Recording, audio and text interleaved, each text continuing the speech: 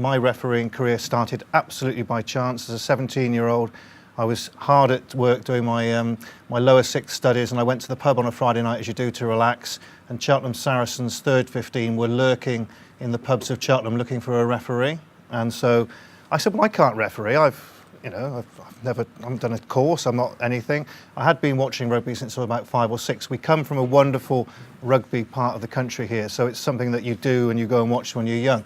So after about 6 shandies, we'll call them, I think I might have agreed to turn up the next day and referee Cheltenham Saracens thirds against Evesham. And it was probably the best thing I ever did in my life. And I carried on playing like most of you would have done until, in fact, actually I got injured when I was 27, and I really enjoyed my career. Went to university, played some nice rugby, at school, played some nice rugby at Cheltenham.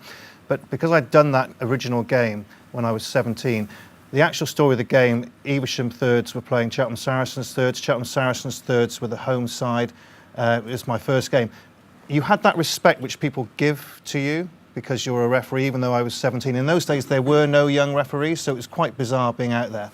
And I learnt the biggest lesson, probably, that it's always best if the home side wins, because it was 12 all. There was a scrum under the post. The scrum collapsed. I gave a penalty to the home side. They kicked it, and all 3 members of the crowd were really pleased and thought I had a good game. And they took me back to the clubhouse afterwards, and they said, "Would you like your reward?" I said, "Well, what's my reward?" "Well, you get a free tankard, and you can have as much alcohol as you like." And I was a 17-year-old. I think this was absolutely fantastic.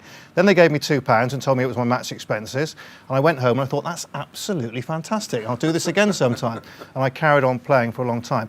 I think a lot of you, it's not just about refereeing, and I'll go into a few different bits and pieces. It's not just about being a referee, being part of this rugby family, I don't think. I think it's something, you can be a coach and a referee, you can be a player and a referee, you can be a parent, coach and a referee. So first of all, I would say you don't just become a referee, you are part of that family still. So a lot of people who do it, especially on a Sunday morning, to begin with, are people who are the coach or the parent or the interested person in rugby. So it's not just about being one thing or the other.